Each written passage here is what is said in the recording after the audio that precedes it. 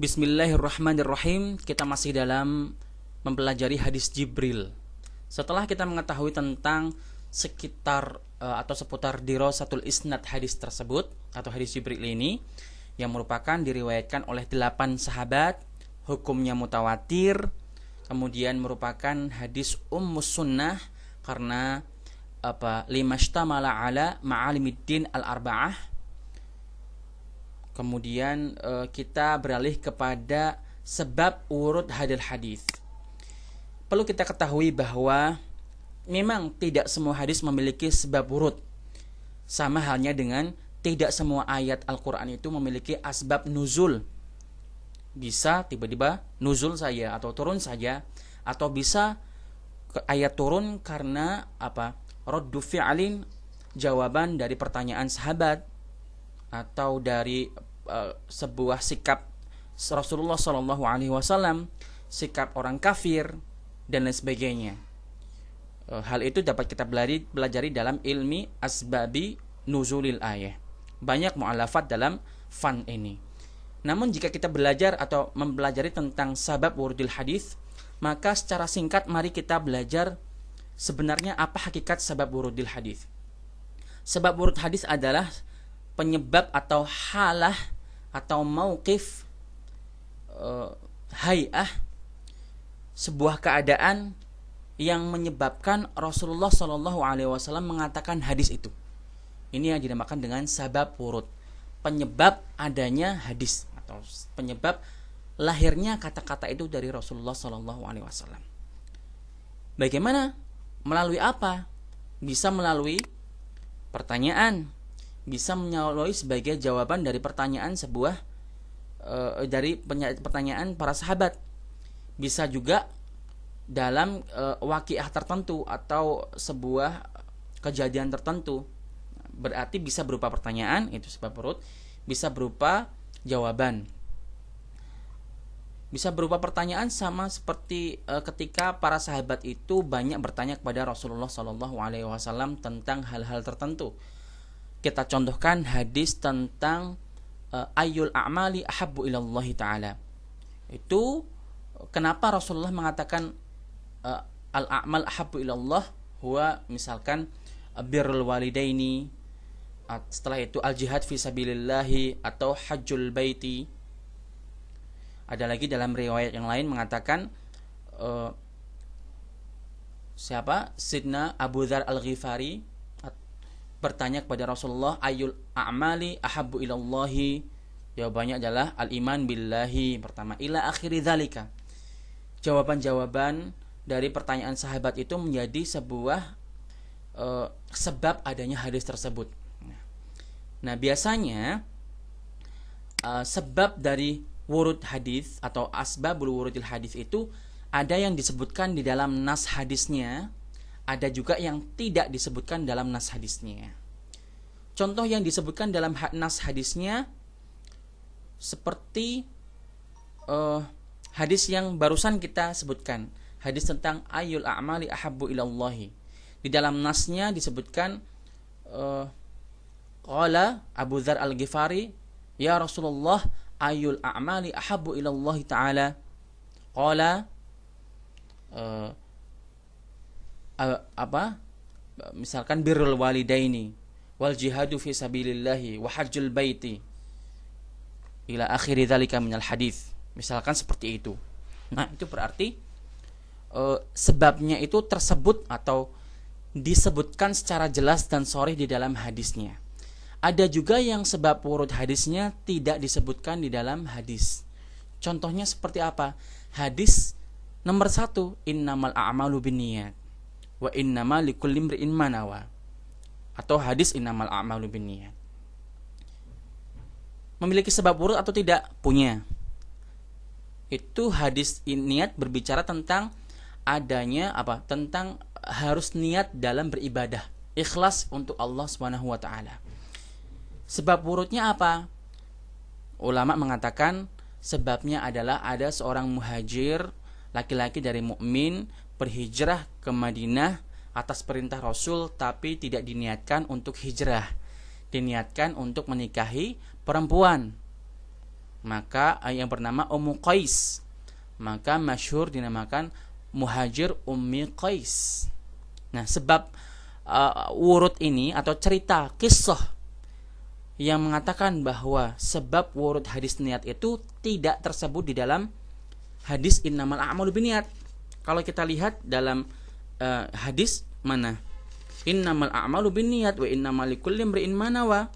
Faman kanat hijratu ila Allah wa rasulihi fa hijratu ila Allah wa rasulihi wa man kanat hijratu lidunya yusibuha aw imra'atin yankihuha fa hijratu ila ma hajara ilaihi. Mana? Tidak ada kisah atau cerita yang mengatakan bahwa Muhajiru Ummi Qais lah yang menjadi asbabul wurud dalam hadis niat. Lantas pertanyaannya, di mana kisah ini? Di mana kisah asbab wurudnya hadis niat? Oh, rupanya di dalam riwayat yang lain atau di jalur yang lain. Ya, seperti itu. Ya. Jadi taratan fin nassi, taratan yuzkaru as-sabab fin nass. Berarti jam'un bainal qissah wal hadis. Wa qad yuzkaru su'al wal jawab fil hadis qad la yuzkar fihi bal fi turuqin akhar. Kadang juga soal wal jawab atau yang menjadi sabab wurud hadis itu tidak disebutkan di dalam hadis, tapi disebutkan di dalam riwayat-riwayat yang lain selain hadis tersebut. Nah, seperti itu. Kadang juga kisah atau kisah dari sabab wurud itu kadang salimah atau kadang bisa dipercayai kebenarannya, kadang tidak dipercayai kebenarannya. Bahkan kisah tentang Muhajir Ummu Qais yang terkenal sebagai asbab wurud hadis niat itu, ada yang mengatakan bahwa kisah itu ghairu thabitah, atau kisah itu tidak benar adanya. Wallahu ta'ala alam. Itu hal ini atau pembahasan lebih dalam tentang asbab wurud hadis niat itu merupakan majalul khilaf bainal ulama. Kita tidak perlu untuk mempelajari lebih dalam karena itu akan tatwil atau itnab. Ya. Ini tentang asbab wurudil hadis.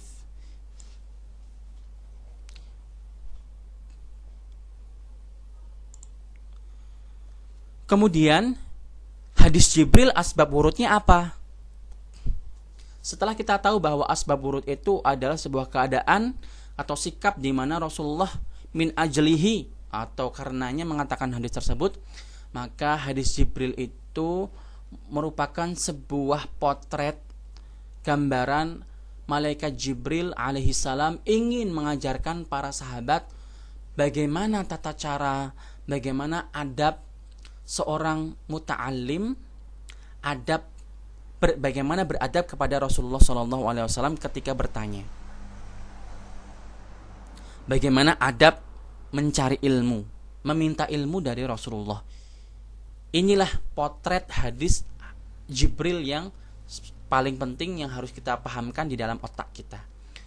Pada masa itu para sahabat terlalu sering bertanya kepada Rasulullah SAW, dan mereka belum tahu bagaimana harus beradab kepada Rasulullah ketika bertanya. Maka dari itu ada teguran dari Allah Subhanahu wa taala, in tubdalakum tasukum la tasalu an asya'a in tubdalakum tasukum. Artinya mereka belum tahu bagaimana beradab kepada Rasulullah ketika bertanya.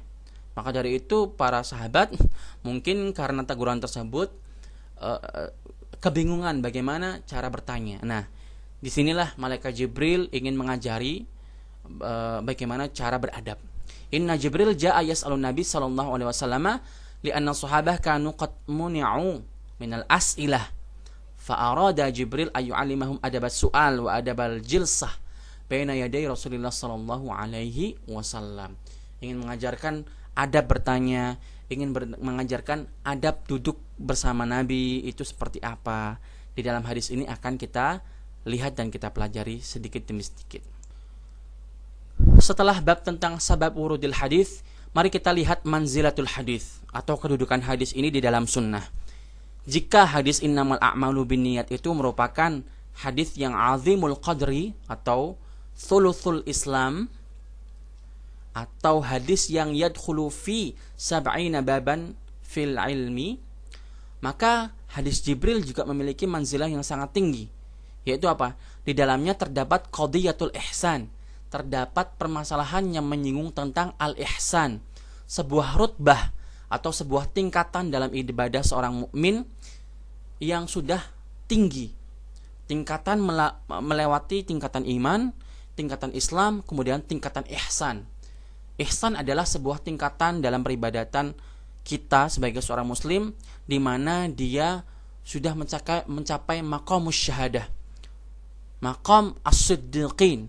Maka dari itu hadis ini juga bisa menjadi sebuah umdatus siddiqin wa bughyatis salikin bagi orang-orang, para sufi, para zuhad yang ingin mendekatkan kepada Allah Subhanahu wa taala.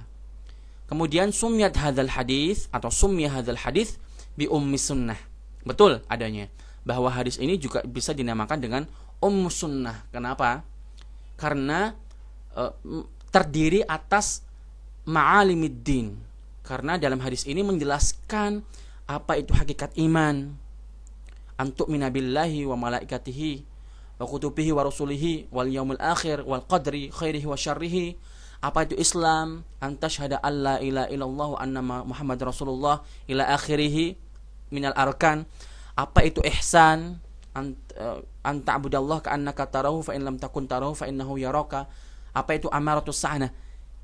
Karena hadis ini menjelaskan isi dari agama yang paling penting, maka bisa dikatakan sebagai ummus sunnah. Sama halnya dengan Al-Fatihah dinamakan dengan Ummul Quran. Kenapa dinamakan Ummul Quran? Karena apa? Seluruh kandungannya di dalam Al-Quran itu termanifestasikan di dalam surat Al-Fatihah. Dan seluruh kandungan makna Al-Fatihah termanifestasikan di dalam Al-Basmalah. Dan seluruh makna Basmalah ada di huruf ba. Dan seluruh huruf ba, makna huruf ba ada di titik satu yang menunjukkan bahwasanya Allah lah Maha Satu, Maha Esa yang patut kita sembah, la ghairu. Nah, setelah kita memahami tentang manzilatul hadis dari hadis Jibril yang sangat luar biasa ini, mari kita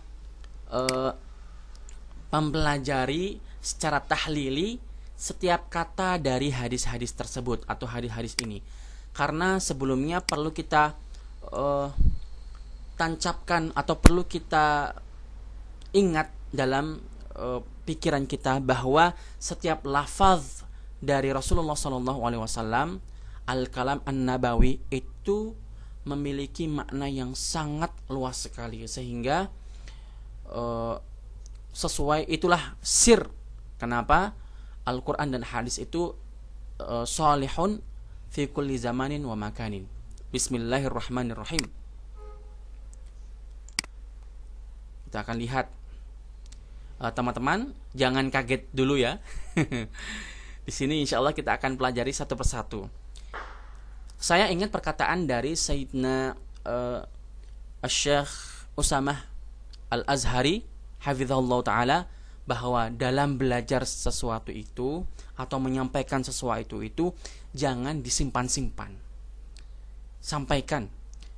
Artinya lamhah hadithiyah atau lamhah atau ilmu-ilmu atau nafahat yang terkandung di dalam sebuah hadis atau terkandung di dalam sebuah ilmu itu perlu kita sampaikan, sehingga mungkin dari situ akan itulah memberikan sesuatu yang memberikan setiap kalimat haknya. Kalau istilahnya Syekh Husam mengatakan memberikan setiap kalimat dengan penjelasan sesuai dengan haknya. Ya, perlu kita catat ya. Bainama nahnu julusun inda Rasulullah sallallahu alaihi wasallam ila akhiril hadis, akan kita pelajari satu persatu lafaz-lafaznya, di mana setiap lafaz itu memiliki makna yang sangat dalam. Banyak sekali para ulama yang mengekstrak maknanya kemudian menjadi sebuah hikmah yang perlu kita pelajari dan kita hafal, bahkan kita praktekkan dalam kehidupan kita sehari-hari. Dimulai dari kata bainama, merupakan lafaz murakab dari baina dan ma. Baina dzarfu zaman, ma zaidah terhadap lafaz baina. Bainama itu fihi isyarah atau memiliki petunjuk bahwa anna dzalika lam yakun 'inda mi'ad walal isti'dad. Artinya bahwa kedatangan malaikat Jibril alaihi salam ke Rasulullah sallallahu alaihi wasallam yang sedang duduk bersama para sahabat di dalam masjid itu tidak ada persiapan tertentu, tapi datang secara faja'atan atau secara tiba-tiba. Maka dari itu Sidna Umar mengatakan bainama atau yushiru ila anna dzalika tahdutsu fuj'atan atau secara tiba-tiba. Nahnu dhamirul mutakallim ma'a ghairihi. Kemudian ittala'a bainama nahnu julusun 'inda Rasulillah sallallahu alaihi wasallam. Ketika kami, kata Sidna Umar, ketika kami duduk bersama Rasulullah sallallahu alaihi wasallam, beberapa sahabat ya di dalam masjid, ittala'a. Nah, nanti di sini akan ada sir dan rahasia kenapa mengatakan ittala'a. Kenapa tidak mengatakan atau tidak dengan lafaz ja'a, misalkan ja'a rajulun atau ja'a ya amruun atau dakhala rajulun. Kenapa mengatakan ittala'a? Kenapa memilih lafaz redaksi tala'a? Itu ada sirnya. Arti idh harfu musfaja'ah ay kharaja alaina fuja'atan, atau datangnya Sidna Jibril itu secara tiba-tiba ya. Lam yakul dakhala. Kenapa? Isy'aran li ta'zimihi atau li ta'zimi malaikati Jibril wa rif'ati qadrihi. Ya. Karena kedatangan beliau itu menyerupai sesuatu yang agung, sesuatu yang sangat mulia, sehingga ditasbihkan dengan tulu'us syams. Coba kita lihat bagaimana terbitnya matahari. Terbitnya matahari itu seperti sesuatu yang sangat kalau kita lihat di ufuk timur ya, ketika matahari keluar dari peraduannya, matahari itu kan gagah, besar, kemudian indah, kemudian bersinar dengan sinar yang luar biasa. Nah, seperti itulah datangnya malaikat Jibril. Sehingga Sidna Umar bin Khattab mengatakan rajulun syadidu bayadith thiyabi syadidu sawadi sya'ri atau sya'ri. Ketika datang ada seorang yang sangat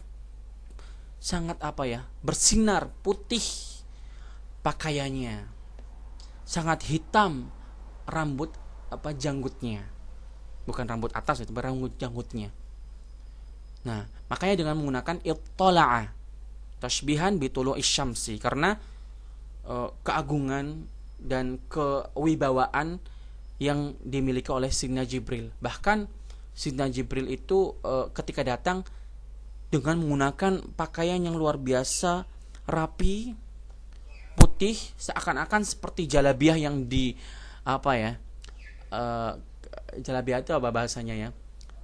Seperti ya istilahnya itulah, yang digosok ya, disetrika sangat rapi, harum, harganya mahal lah, seperti itulah, bagus sekali.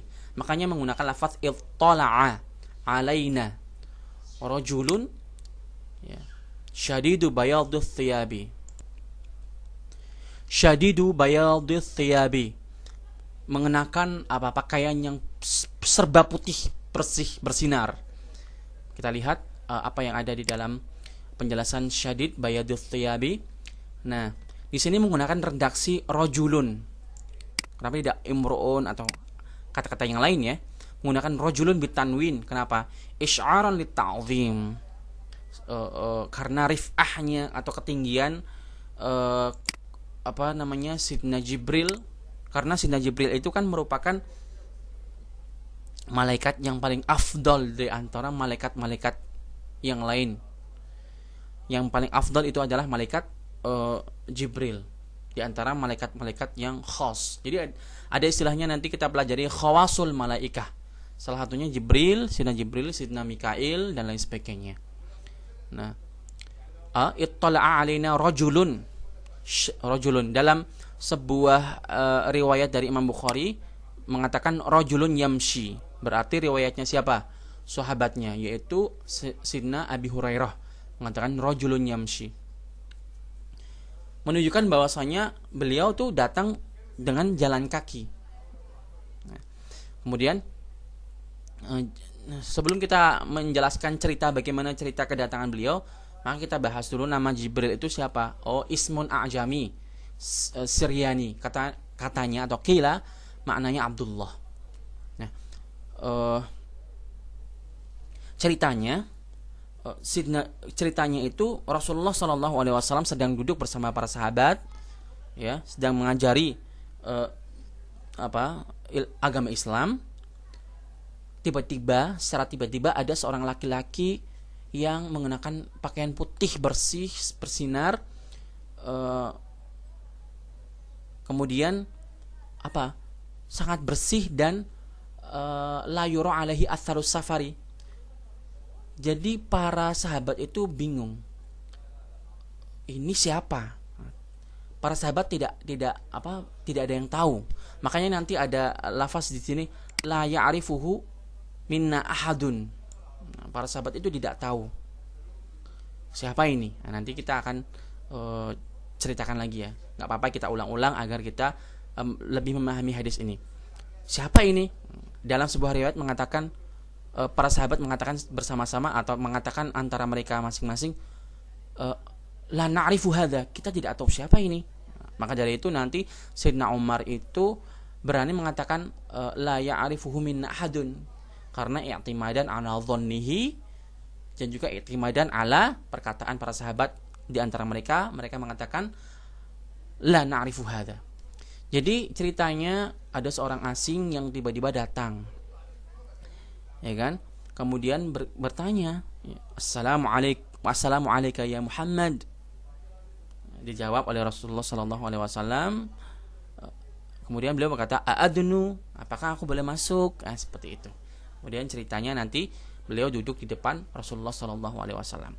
Dalam kata-kata rajulun syadid bayadhis thiyabi, sebelumnya kita ketahui bahwa dalam hadis ini itu adalah sebuah potret Sayyidina Jibril ingin mengajari bagaimana adab thalibul ilmi dalam belajar, adab bertanya kepada guru, adab bagaimana memanggil guru, dengan namanya ya, maksudnya.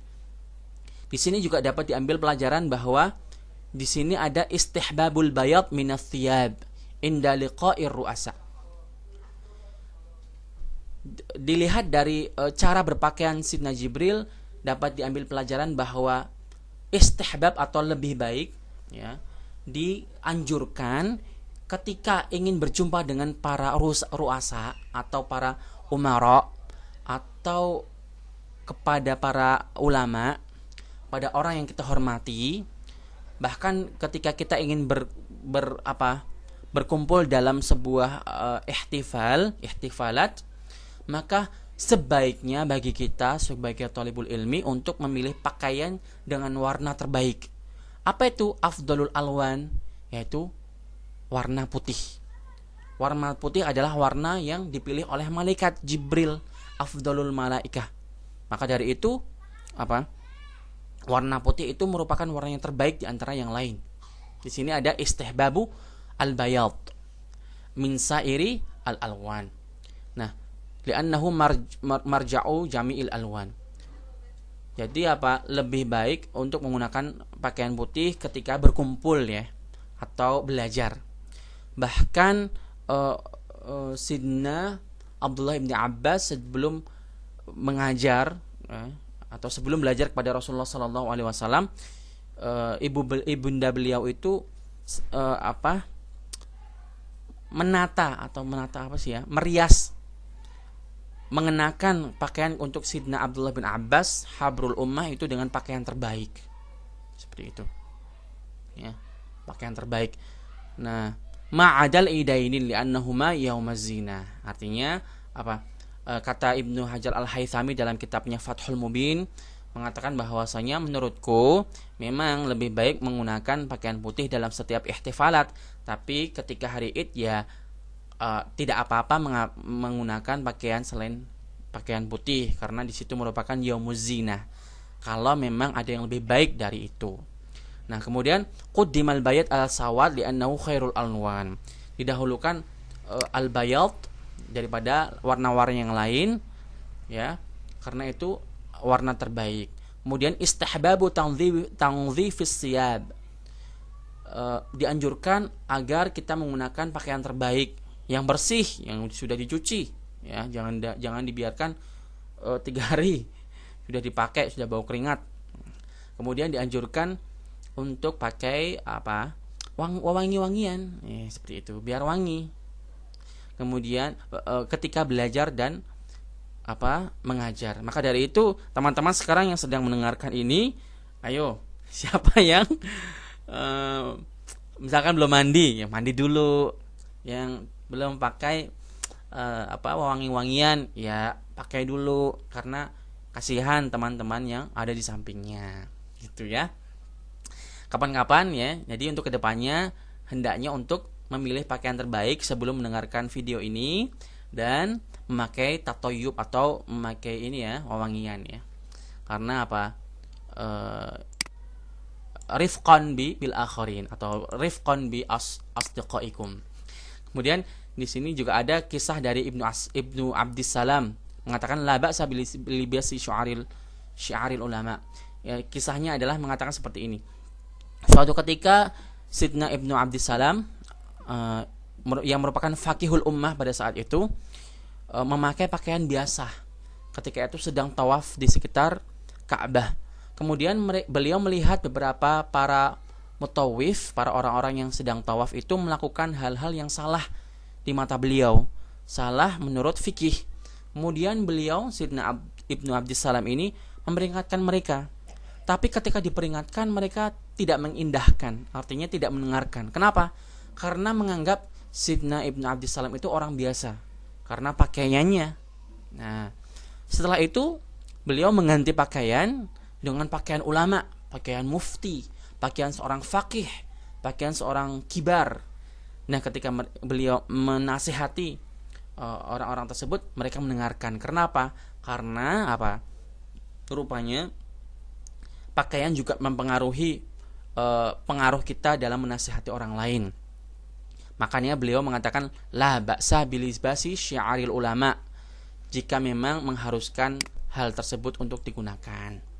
Yakni digunakan agar perkataan kita didengar oleh orang-orang yang menganggap perkataan kita itu tidak benar. Baik, ini adalah beberapa hal yang dapat kita lihat dan kita ambil dari rajulun syadidu bayadus thiyabi. Dalam lafaz selanjutnya rajulun syadidu bayadus thiyabi syadidu sawadis sya'ari. Artinya rambut yang sangat hitam legam. Rambut Rambut lehyah atau rambut dari janggut. Itu berarti beliau kelihatan masih muda. Ya. Sya'rul lehyah. Dalam riwayat ini, dalam riwayat Sidna Umar bin Khattab yang dikeluarkan oleh Imam Muslim seperti yang di kitab Al-Arba'in Nawawiyah ini memang tidak menyebutkan sya'rul lihyah ya. Di sini hanya menyebutkan syadidu sawadis sya'ri. Tapi disebutkan secara sharih dan jelas dalam riwayatnya siapa ini? Riwayatnya Sidna Ibnu Hibban ya, dari riwayat Ibnu Hibban menjelaskan di sini ada al-lihyah, bukan sya'ri yang ada di atas kepala. Menunjukkan bahwasanya beliau masih muda ketika thalibul ilmi atau menunjukkan adab belajar. Isyaratan ila anna zamana talabil ilmi zamanus syabab. Itu berarti bahwa ketika kita masih muda atau kita masih syabab itu dianjurkan untuk belajar. Kenapa? Karena belajar di waktu muda itu lebih mudah daripada belajar di waktu tua. Walaupun tidak menafikan di waktu tua tetap bisa belajar ya. Tapi ada perkataan bahwa belajar di waktu muda lebih baik daripada belajar di waktu tua. Sebuah perkataan Arab mengatakan al-ilmu fis sighari kan naqshi 'alal hajari. Nah, mafhum mukhalafahnya al-ilmu fi asy-syaikhukhati kan naqshi 'alal ma'i atau 'alal miyahi. Sangat sulit ya mengukir di atas air daripada mengukir di atas kayu atau di atas batu. Itu dia. Nah, di sini juga dilihat ada pelajaran hikmah istihbab tahsini sya'ri. Ya. Khususnya untuk para laki-laki nih ya. Para ikhwan, para teman-teman yang laki-laki dianjurkan untuk menata rambutnya. Jadi jangan aut-autan. Dengan apa? Disisir, dikasih minyak rambut ya. Nah, dengan minyak rambut itu akan membuat rambut klimis, indah dipandang. Wah, langsung mantap itu. Jangankan hadis ini, ternyata juga ada hadis yang secara sharih untuk yang menunjukkan isyaratan ila anna bahwasanya at-tasrih atau menata rambut, kemudian memberi minyak rambut agar rambut ini menjadi lurus, rapi, itu banyak tersebutkan di dalam hadis-hadis Rasulullah SAW. Jadi bukan hanya ini saja. Ini menunjukkan untuk menjaga penampilan, ya, agar selalu terlihat rapi dan indah dipandang. Kemudian la ya'rifuhu minna ahadun. Tidak ada yang tahu siapa itu. Nah, ceritanya kan seperti ini. Ketika Sayyidina Jibril masuk, atau laki-laki yang asing ini masuk, laki-laki asing berpakaian serba putih, bersih, kemudian rambut dari jenggot yang sangat hitam lebat, la yura alaihi atharus safari, tidak terlihat bekas perjalanan safar. Jadi ceritanya itu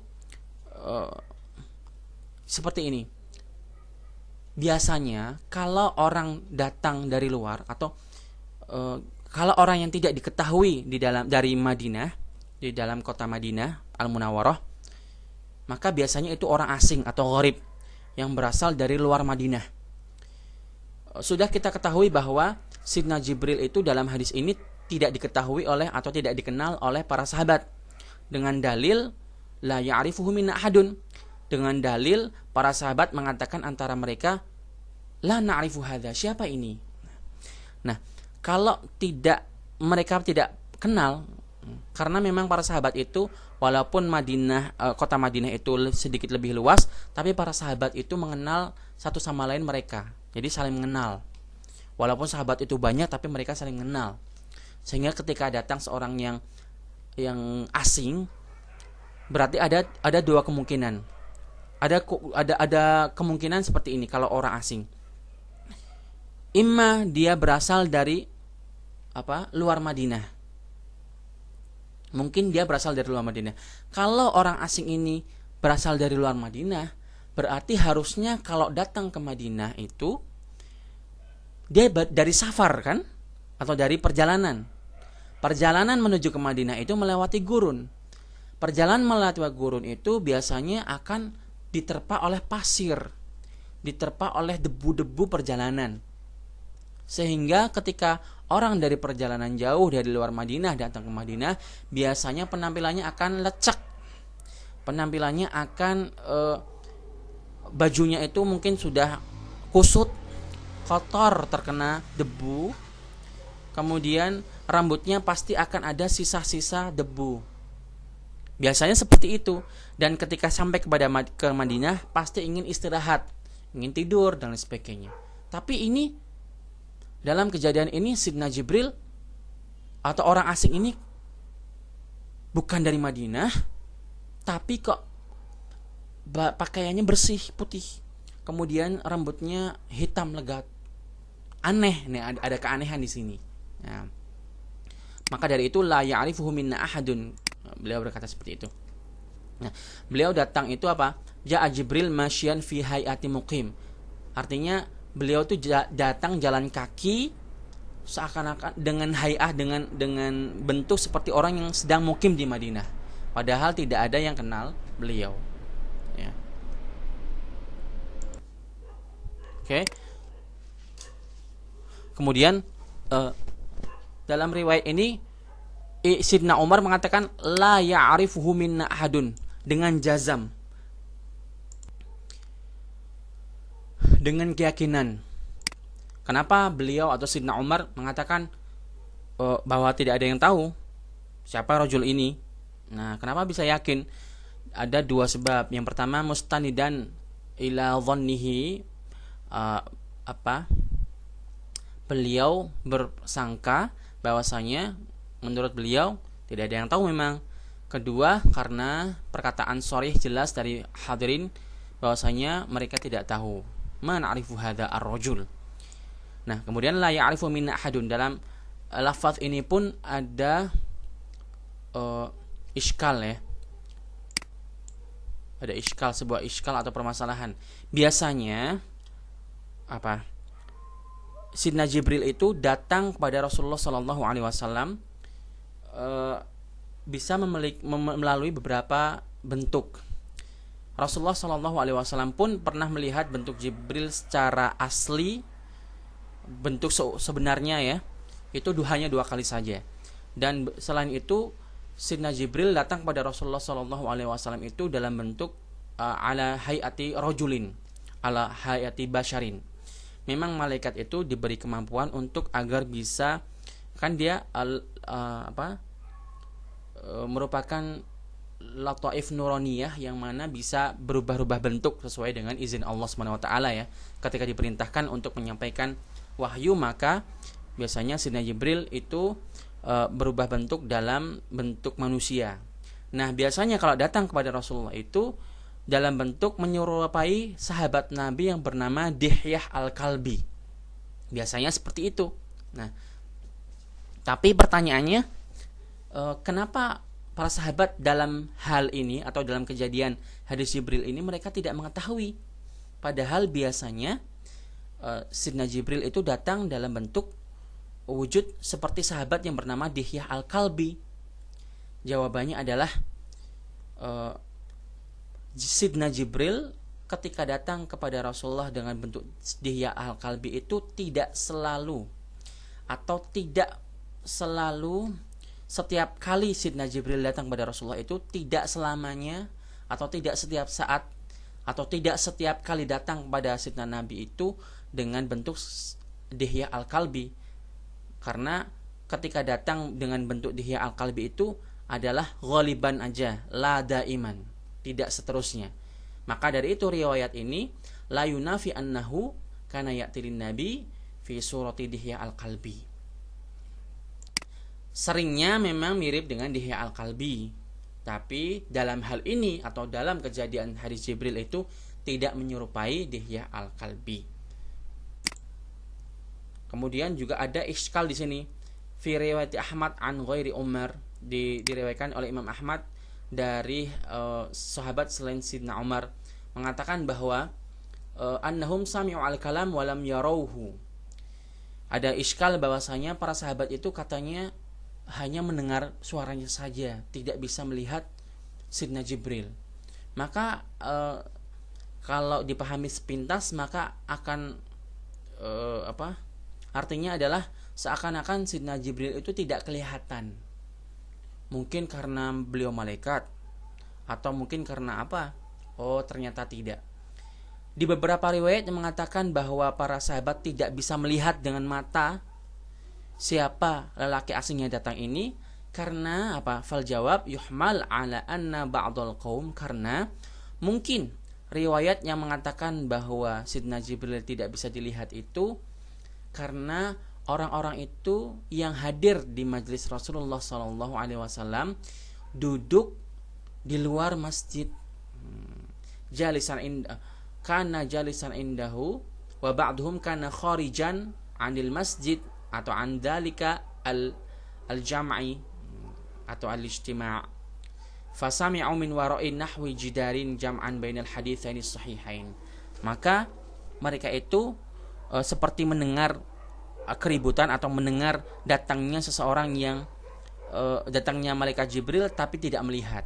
Kenapa? Ya jelas karena mereka duduknya tidak di dalam masjid tapi di luar mungkin. Karena penuhnya para sahabat memenuhi masjid saat itu. Jadi di sini kita belajar tentang al-jam'u baina ar-riwayatain al-zahiruhu muta'aridhaini. Kita di sini belajar tentang bagaimana menjamak dua riwayat yang seakan-akan bertentangan. Riwayat yang pertama mengatakan bahwasanya sahabat itu melihat datangnya Sayyidina Jibril tapi tidak kenal. Riwayat yang kedua seperti di riwayat Imam Ahmad bahwa para sahabat sebagian tidak melihat, tidak bisa melihat, hanya mendengar suara saja. Nah, seakan-akan bertentangan kan? Yang pertama melihat tapi nggak kenal, yang kedua tidak melihat dan tapi mendengar. Jadi mana yang benar nih?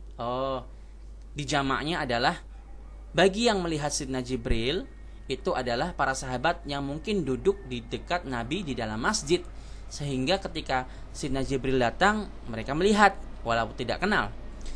Nah, riwayatnya mengatakan bahwa mereka hanya mendengar saja dan tidak melihat, bukan karena Sayyidina Jibril itu tidak terlihat sebagai malaikat, tapi karena mereka duduk di luar masjid karena mungkin terlalu penuh di dalam masjid bersama Rasulullah Shallallahu Alaihi Wasallam. Itu dia penjelasan tentang la ya'rifuhu minna ahadun.